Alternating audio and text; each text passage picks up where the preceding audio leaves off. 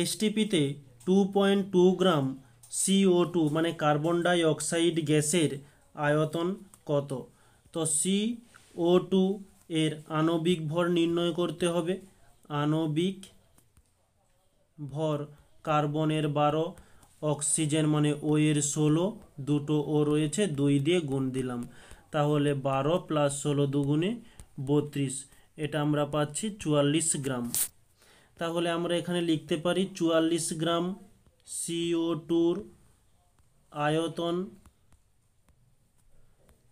সমান হয়ে যাচ্ছে 22.4 লিটার। তাহলে এখানে বলেছে 2.2 গ্রাম CO2 আয়তন কত হয়ে যাবে?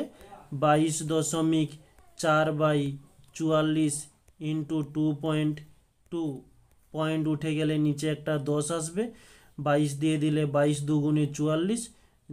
আচ্ছা, এখানেও আমরা পয়েন্টটাকে তুলে দিই, পয়েন্ট তুলে নিচে একটা 10 আসবে, তো 2 দিয়ে দিলে 2 একে 2, 2 একে 2, 2 দুগুণে 4, আমরা পাচ্ছি 112/10, 10 একে 100।